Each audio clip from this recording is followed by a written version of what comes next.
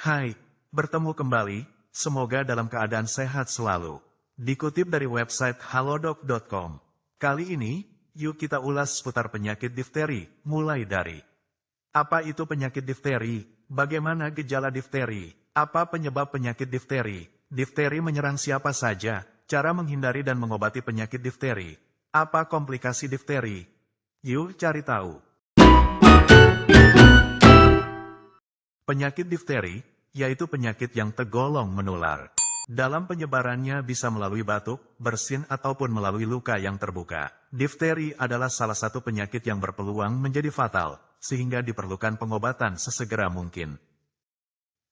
Adapun gejala yang ditimbulkan oleh penyakit difteri, yakni sakit tenggorokan, dan beberapa masalah pada pernafasan. Bahkan, jika orang yang sudah terinfeksi difteri tidak menunjukkan gejala, mereka masih bisa menularkan bakteri hingga 6 minggu sejak terinfeksi awal. Bakteri difteri dalam menginfeksinya, sering pada bagian hidung dan tenggorokan. Di saat pasca infeksi yang disebabkan bakteri difteri, bakteri tersebut akan melepas suatu zat yang berbahaya atau racun, yang kemudian akan menyebar melalui aliran darah dan menyebabkan lapisan abu-abu tebal. Ada beberapa kasus yang sampai merusak organ diantaranya, jantung, otak, dan ginjal, sehingga dapat berpotensi mengancam jiwa penderitanya.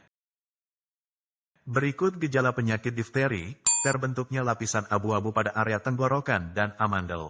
Terjadi demam dan menggigil, nyeri tenggorokan dan bersuara serak, sulit bernafas atau nafas yang cepat, pembengkakan pada kelenjar getah bening pada area leher, kondisi lemas dan lelah, pilek yang awalnya cair, kemudian dapat sampai bercampur darah, batuk yang keras, gangguan pada penglihatan, tanda syok seperti kulit pucat dan dingin, berkeringat dan jantung berdebar cepat.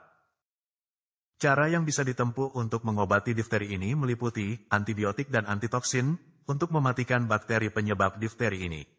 Untuk mencegah terjangkitnya difteri ini, bisa melalui vaksinasi difteri. Dalam tahap pengobatan difteri ini, tahap awal dokter akan memastikan jalan nafas penderita tidak tersumbat. Setelah itu, tahap berikutnya, dokter akan berfokus untuk membasmi bakteri penyebab difteri, yakni dengan memberi perawatan seperti berikut. Antibiotik. Tahap pemberian antibiotik dapat membantu membunuh bakteri penyebab difteri, dan juga bisa membersihkan infeksi. Selain itu, antibiotik juga bisa membantu mencegah penularan bakteri difteri terhadap orang lain. Antitoksin. Tahap ini, dokter memberikan obat untuk menetralkan racun difteri yang terdapat pada tubuh, yang mana obat ini dimasukkan ke pembuluh darah ataupun otot. Pada tahap pencegahan, untuk mencegah terjadinya terjangkit penyakit difteri, yakni dengan melakukan vaksinasi difteri. Di Indonesia sendiri, vaksin difteri sudah diberikan pada usia balita. Biasanya terkombinasi dengan beberapa vaksin seperti tetanus dan batuk rejan atau pertusis. Vaksin-vaksin ini akan diberikan sebanyak 5 kali, yakni di saat anak berusia 2 bulan, 3 bulan, 4 bulan, 18 bulan dan 4 sampai dengan 6 tahun. Vaksin-vaksin tersebut biasa dikenal dengan nama vaksin DPT.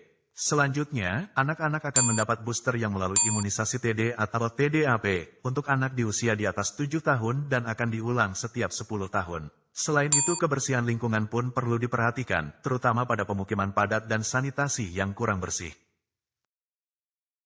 Penyebab utama daripada difteri ini adalah infeksi yang ditimbulkan oleh Corynebacterium diphtheriae, yang mana bakteri ini akan menyerang pada selaput lendir pada hidung dan juga tenggorokan, serta dapat mempengaruhi kulit. Infeksi ini bisa menular melalui diantaranya udara, benda pribadi, peralatan rumah tangga yang sudah terkontaminasi, serta menyentuh luka yang terinfeksi kuman difteri. Penularan bakteri difteri bisa juga melalui air liur seseorang. Difteri dapat menyerang orang-orang dari segala usia, serta dapat menimbulkan resiko serius, yang kemudian berpotensi mengancam jiwa penderitanya. Resiko penularan difteri bisa meningkat pada orang-orang yang belum mendapat vaksinasi difteri. Ada beberapa hal yang bisa meningkatkan resiko dalam penularan bakteri difteri ini, di antaranya, mengunjungi tempat atau daerah yang imunisasi difteri terbilang rendah, sistem kekebalan tubuh yang lemah, gaya hidup yang tidak sehat, lingkungan yang kebersihan dan sanitasi yang buruk, anak di bawah usia 5 tahun dan orang tua di atas 60 tahun, mengunjungi daerah yang penyebaran difteri terbilang tinggi, anak-anak dan orang dewasa yang menderita difteri, seringkali perlu dirawat dengan cara diisolasi di unit perawatan intensif. Mengapa demikian? Hal ini disebabkan, difteri mudah menyebar kepada siapa saja yang tidak mendapat vaksinasi penyakit tersebut. Penyakit difteri perlu adanya penanganan sesegera mungkin. Jika hal ini terabaikan, maka bisa menimbulkan hal berikut. Permasalahan pada pernafasan. Racun yang dihasilkan oleh bakteri difteri mampu merusak jaringan pada area infeksi, biasanya pada tenggorokan dan hidung. Pada area tersebut menghasilkan lapisan abu-abu yang terdiri di antaranya sel mati, bakteri, dan zat lainnya. Kerusakan pada jantung. Racun yang dihasilkan bakteri difteri tersebut beresiko menyebar melalui aliran darah dan merusak jaringan lain di dalam tubuh. Misalnya, merusak otot jantung atau miokarditis. Dalam beberapa kasus miokarditis bisa menyebabkan terjadinya gagal jantung dan kematian mendadak. Kerusakan pada saraf. Racun yang dihasilkan bakteri difteri bisa menyebabkan kerusakan pada saraf pada tenggorokan. Kerusakan saraf tersebut dapat menyebabkan kesulitan dalam proses menelan. Selain itu, racun juga mampu mempengaruhi saraf pada tangan dan kaki, sehingga menyebabkan otot menjadi lemah. Di saat racun melemahkan saraf pada pernafasan, otot-otot pada pernafasan menjadi lumpuh dan pengidapnya beresiko mengalami gagal nafas. Itulah ulasan mengenai penyakit difteri. Yang perlu diperhatikan, di saat mengalami gejala difteri, lakukan pemeriksaan ke dokter dengan sesegera mungkin, jangan ditunda, agar mendapat perhatian khusus dan mencegah kondisi semakin memburuk dan menularkan kepada orang lain tentunya. Semoga bermanfaat, jangan lupa untuk subscribe-nya. Sampai jumpa lagi di ulasan-ulasan lainnya.